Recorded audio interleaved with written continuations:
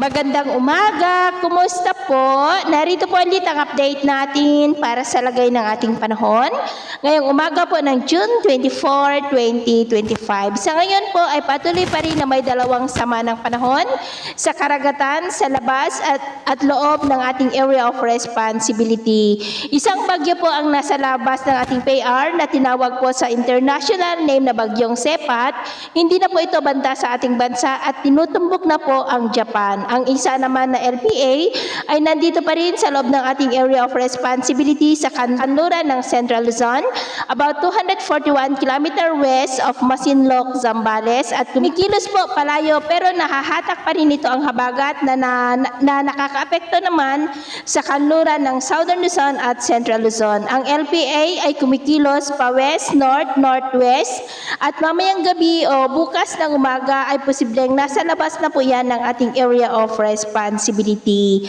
At bukas naman po ay may nagbabanta ulit na panibagong sama ng panahon na maaari na mabuo sa labas ng ating area of responsibility sa silangan ng Visayas na magpapatuloy na hahatak ng habagat at posible rin ang mabilisan nitong pagkilos bilang bagyo. At sa datos po ng GFS, posibleng sa labas lamang ng ating area of responsibility at sa ECMWF computer models naman ay posibleng papasok yan at tatawagin po sa local name na bagyong Bising.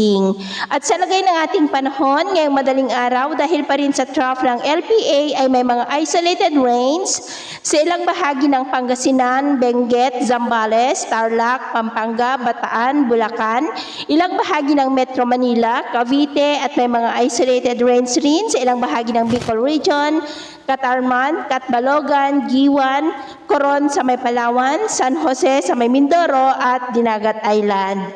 At mamaya ay sisikat naman po ang araw sa malaking bahagi ng bansa pero dahil pa rin sa trough ng LPA sa kanluran ng Central Luzon ay maulap ang kalangitan with isolated rain sa ilang bahagi ng La Union, Pangasinan, Zambales, Bataan, Pampanga, Tarlac, Malolos at Tagudin maging po sa may Mamburao at Benguet. Cloudy skies with isolated rains pa sa ilang bahagi po ng Legazpi. At bamayang hapon, may banta ng malalakas na ulan sa ilang bahagi po ng Pangasinan at Zambales at cloudy skies with isolated rains sa ilang bahagi ng Benguet, Southern Luzon at ilang bahagi ng Visayas at Mindanao.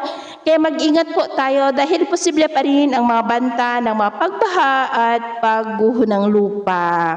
At sa atin naman pong mga baybayin, wala naman po tayong nakataas na namang gale warning signals pero rough sea condition po sa kanlurang baybay ng Central Luzon at Palawan. Ang mga alon ay posibleng aabot po hanggang sa 0.7 to 1.3 meters height. Kaya kung papalaot po tayo, iba yung pag-ingat lamang para po mas makaiwas sa mga sakunang pangkaragatan. So, ito lang latest update natin sa araw na ito.